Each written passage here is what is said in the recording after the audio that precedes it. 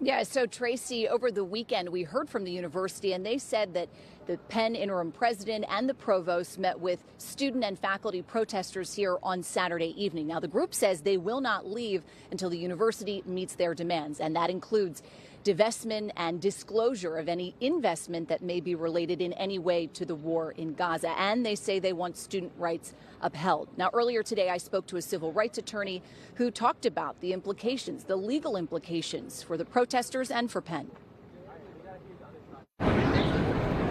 The encampment continues at the University of Pennsylvania with protesters gathered in support of Palestinians' rights and a ceasefire in the Israel-Hamas war.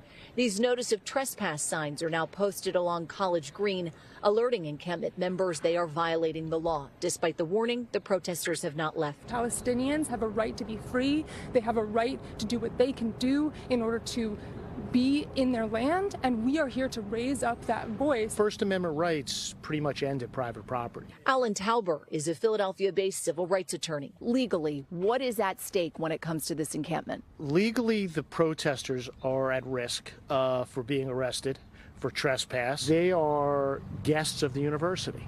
They have privileges to be there.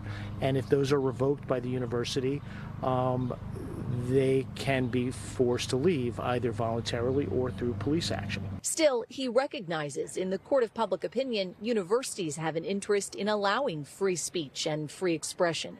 Philadelphia's district attorney is watching the situation as well. The opportunity for people to be heard is certainly a much better idea than not to let them be heard and to have them respond in other ways. But having said that, all justice is individual.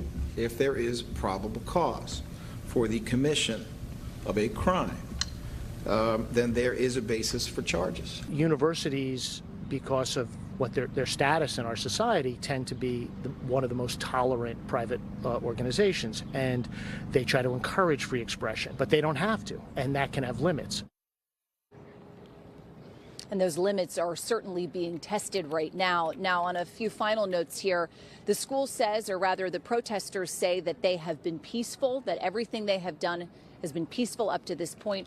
The school says that there has been some harassing and threatening behavior, and that a statue was vandalized with some anti-Semitic graffiti, and that incident will be investigated as a hate crime. Reporting live on the campus of the University of Pennsylvania, I'm Rosemary Connors, NBC 10 News.